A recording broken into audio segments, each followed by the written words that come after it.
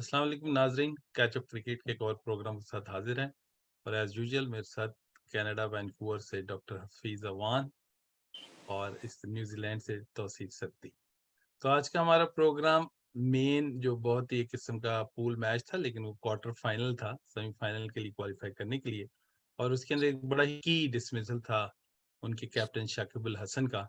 और वो मेरा ख्याल है मैच का टर्निंग पॉइंट था, क्योंकि वो बड़े की प्लेयर हैं और वो लंबा खेल सकते थे और सबसे एक्सपीरियंस प्लेयर हैं और सारे वर्ल्ड कप खेले हुए हैं। काफी क्रेडिट्स हैं, उनकी चीजें हैं। तो पहली बॉल पे आउट हो जाना और आउट भी थर्ड अंपायर के पास जाना, और वो बड़ा कंट्रोवर्शियल किस्म का था। तो पहले मैं सती भाई आपकी तरफ जाऊंगा कि सती भाई मुझे ये बताएं कि क्या वो आउट था। ऑब्वियसली देखिए अंपायर का स्कोर कार्ड तो कह रहा है कि आउट हो गया ना। First ball leg before wicket, Shadab Khan. Score card तो ये कह रहा है, and this is what people will remember, right. Naked eye को ऐसे लगा कि जब डिसमिसल हुआ तो मुझे ऐसे लगा कि बहुत आगे है ना, वो बहुत आगे आ गए, ठीक है। तो फिर साथ ही सकीब ने कहा मेरा बल्ला लगा है। तो that was the second thing. तो मुझे ऐसे लगा कि इतने आगे हैं, अगर अंपायर ने आउट ना दिया होता तो शायद वो रिव्यू भी ना करते पाकिस्तान वाले। और जितनी जल्दी शकीब अल हसन ने रिव्यू किया तो ही वाज श्योर कि उसका बल्ला लगा है ना, और वो आगे है। तो बल्कि क्योंकि डॉक्टर साहब हमारे इंटरनेशनल अंपायर भी हैं, तो डॉक्टर साहब हमें बताएंगे कि यार ये क्या कहते हैं, थर्ड अंपायर जो है वो फॉर एग्जांपल जिस तरह यहाँ पे जैसा तस्वीर में नजर आ रहा है कि थर्ड अंपायर का जो हमने सॉरी जो आवाज सुनी, उन्होंने ये कहा कि जी बैट नीचे लगा है, और बॉल जब बैट के साथ थी तो आवाज नहीं थी। और इस तरह आप ये क्लिप इमेज देख सकते हैं, तो इसमें ऐसे था कि नजर आ रहा है कि बैट जब बॉल से लगा, जब आवाज स्नेकोमीटर पे शो हुई है अल्ट्रा एज पे, तो बैट और जमीन के दरमियान गैप है, तो थोड़ा सा साया है। तो डॉक्टर साहब क्योंकि इंटरनेशनल अंपायर है तो वो थोड़ा सा बेहतर बता सकेंगे। ऑन फील्ड अंपायर ने तो डिसीजन दे दिया, तो that is irrelevant now, right. लेकिन जो थर्ड अंपायर है, वो क्या क्या चीजें कंसिडर करते हैं, क्योंकि हमें ऐसे लगा कि शायद उनसे गलती हुई। जी डॉक्टर साहब। अंपायर्स पॉइंट ऑफ व्यू से पहले मैं एक साकिब अल हसन का एक मैसेज शेयर करता चलूँ जो उन्होंने रात ही मुझे किया था कि शायद रिजेक्शन में थे या वैसे ही कुदरत से शिकवा करते हुए नजर आए। कह रहे थे कि चिलचिलाती धूप थी लेकिन था साया हम कदम। वाह। चिलचिलाती धूप थी लेकिन था साया हम कदम, साहिबां की छाँव ने मुझको अकेला कर दिया। तो वो जो साया था ना, जो साहिबान का साया था, वही शकीब अल हसन को ले डूबा। तो अब आते हैं अंपायर्स पॉइंट ऑफ व्यू क्या है इसमें कि देखिए अंपायर्स ने सर वही बात करनी है जो टेक्नोलॉजी उसको मुयस्सर करवाएगी, जो सामने लेके आएगी। और थर्ड अंपायर का रोल, उसमें बहुत सारा तनकीद हो रही है कि थर्ड अंपायर ने क्या कहा। थर्ड अंपायर उसी चीज़ के साथ जाता है जो टेक्नोलॉजी उसको प्रोवाइड करती है, ठीक है। और थर्ड अंपायर भी अपने ओवरटर्न उसी वक्त करता है जब उसके पास कंक्लूसिव एविडेंसेस होते हैं। इसमें उन्होंने यही कहा कि मेरे पास ऐसा एविडेंस नहीं है कि ये क्लियर कट बैट बॉल जो है वो बैट को लगा है। तो वो अंपायर्स कॉल थी। वही बात है कि जब umpires call already out the हुई थी तो वो उसने आउट ही रहना था। इससे कता नज़र कि वो डिस्टेंस कितना था या वो बैट लगा कि नहीं लगा। बज़ाहिर तो यही लग रहा है कि बॉल बैट को लगा है, लेकिन अंपायर ओवरटर्न ऐसे नहीं कर सकता जब तक वो 100% श्योर ना हो उसके बाद। अच्छा, इसको मैं सेपरेट कर देता हूँ तीन पार्ट में। पहले पार्ट में ये है कि जो नेकेड आइट से एक जो ऑन फील्ड एम्पायर है उसने आउट दे दिया, ठीक है, वो थर्ड अंपायर के पास चला गया। और थर्ड अंपायर ने अब उसको, जो उसके पास टेक्नोलॉजी का एविडेंस सामने नजर आ रहा है, उस पर उसने बात करनी है।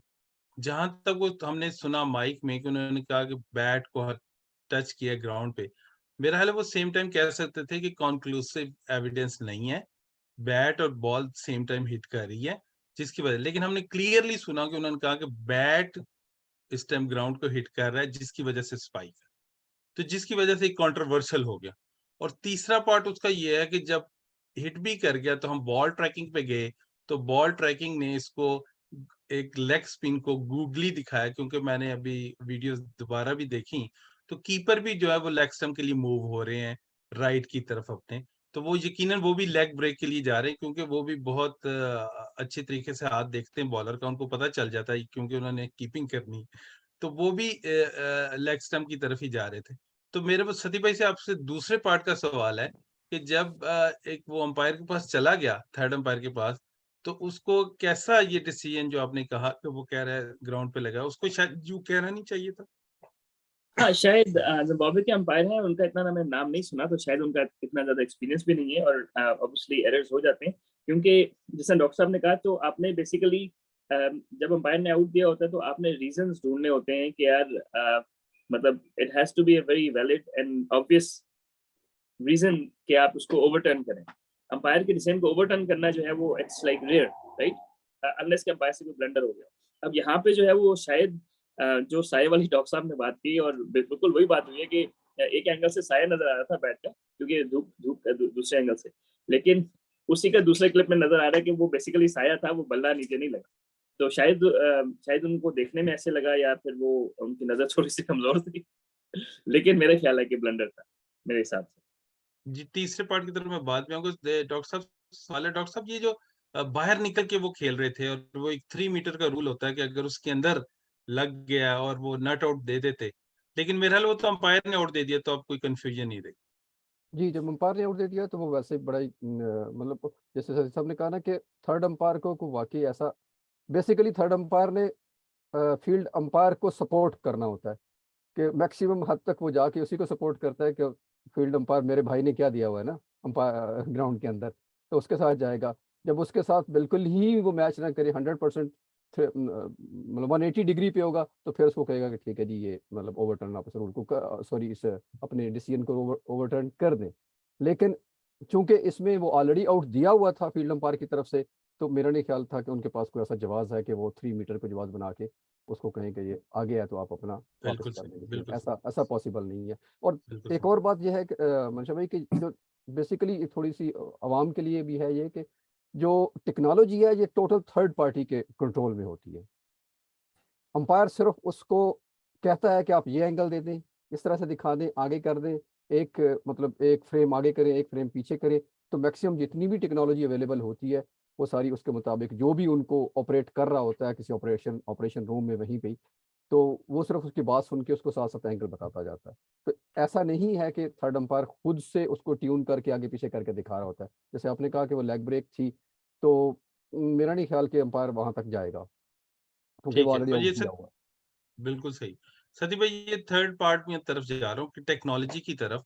तो जब ये सिस्टम सेटअप होता है, तो क्या वो जो टेक्नोलॉजिस्ट पीछे बैठा होता है वो देखता है कि ये सिडनी में खेल रहे हैं कि एडिलेड में खेल रहे हैं, सीधी विकेट पे खेल रहे हैं, बाउंसी पे खेल रहे हैं?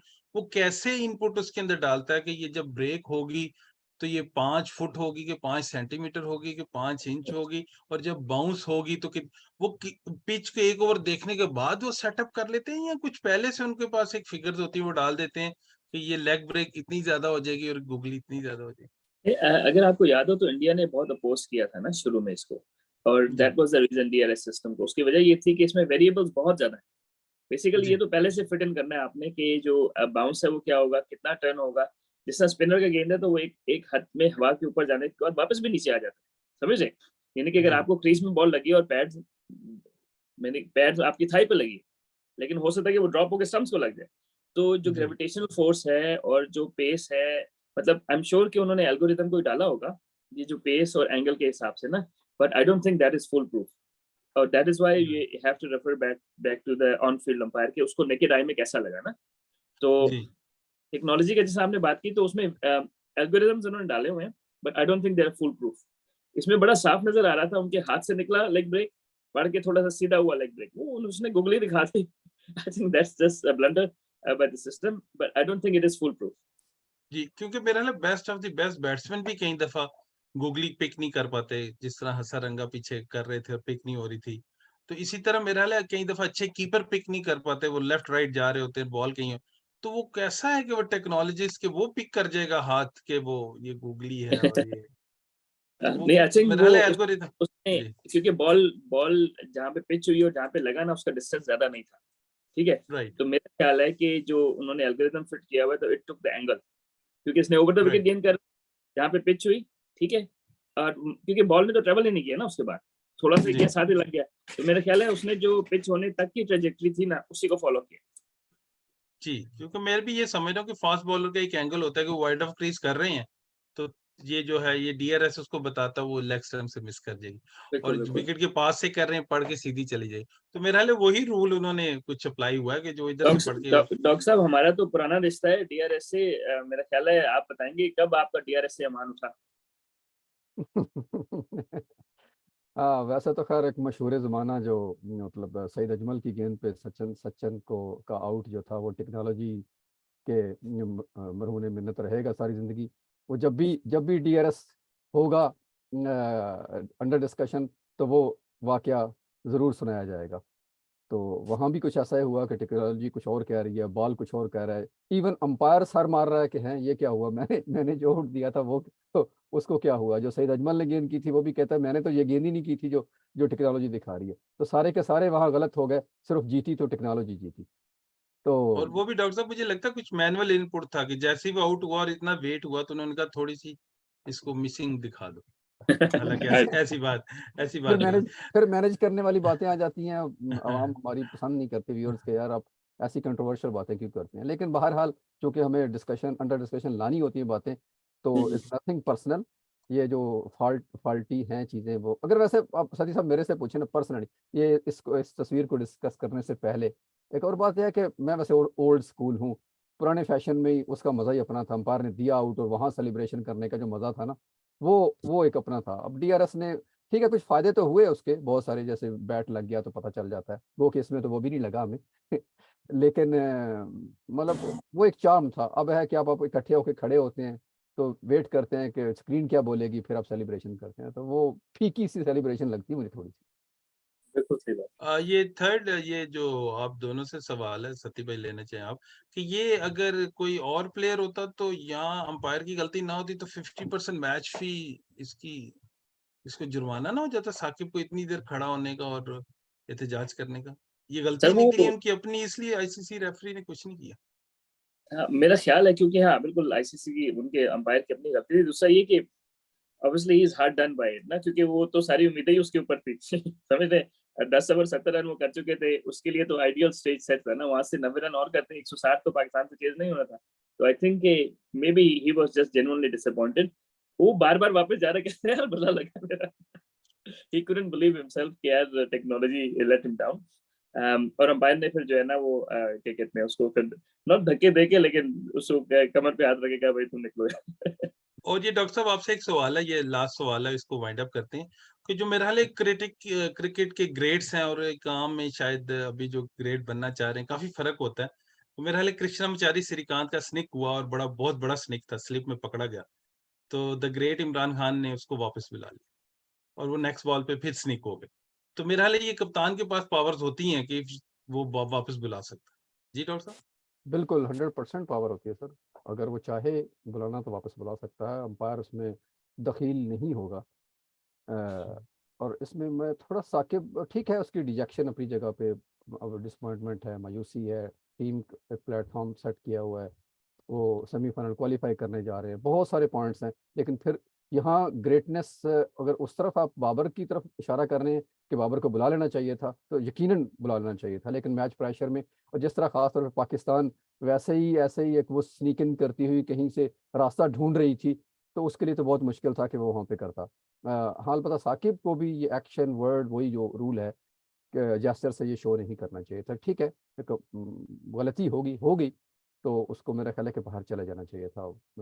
अंपायर से इस तरह नहीं करना चाहिए, क्योंकि ये अच्छा सबक नहीं है आने वालों के लिए। शायद सचिन तेंदुलकर को मैंने ऐसे करते कभी नहीं देखा। तो एनीवेज दूसरी तरफ अगर मैं देखूं तो साकिब ने प्रेस कॉन्फ्रेंस में कोई ऐसी बात की, लेकिन वो मैच एंडिंग सेरेमनी में उसने कोई ऐसा गिला नहीं किया। उसने कहा कि मतलब, और मैं खुद भी ये जाती तौर पे समझता हूँ कि शायद ये बांग्लादेश का दिन नहीं था। 20 चांसेस उनको मिले जो उनकी तरफ नहीं गए, कैचेस नहीं गए, रन आउट्स नहीं गए, और ये सिंपली लग रहा था कि आज उनका दिन नहीं है, और कुछ भी हो तो वो आज उनका ये दिन नहीं हो पाएगा। तो इसी के साथ इसको डॉक्टर साहब और सती भाई कुछ ऐड करना चाहेंगे, ये वाइंड अप जी, करें इसको। बस मैं ये इतना कहना चाहता हूँ कि बांग्लादेश ऑफ कोर्स उनकी रिएक्शन इसीलिए ज़्यादा है कि इंडिया वाले मैच में भी उनके खिलाफ डिसीजन गए जो उनके हक में जाने चाहिए थे, वो नहीं जा सके। 5 रन की पेनल्टी वाला जो था, नो बॉल वाला भी था, तो वो भी उनके खिलाफ गए। इसी तरह पाकिस्तान के मैच में भी उनके खिलाफ चीज़ें गई, but Bangladesh played very well. Last moment तक वो गेम में थे, सेमीफाइनल को देख रहे थे, लेकिन कोई बात नहीं, मैच और टूर्नामेंट एक इवेंट है, ख़त्म हो जाएगा, क्रिकेट अभी बाकी है। Bangladesh well played. जी सदीम। बिल्कुल वेल मोइन प्लेड। अप बांग्लादेश दोनों टीमों को उन्होंने जिस तरह के कहते हैं चैलेंज किया, you can see that Bangladesh और ऑस्ट्रेलियन कंडीशंस में, राइट, बांग्लादेश में तो अच्छा खेलते थे और आधे प्लेयर्स तो बिल्कुल नए हैं जिनको हम जानते भी नहीं थे 6 महीने पहले, सही है। तो I think hats off to Bangladesh to put such a good show, और definitely both the matches they deserve to win. Hard luck, part and parcel of cricket. चलें, ये माहिरीन के राय के साथ इसको वाइंड अप करते हैं। इंशाल्लाह नेक्स्ट एपिसोड में फिर हाजिर होंगे, तब तक के लिए इजाजत दीजिए। अल्लाह हाफिज।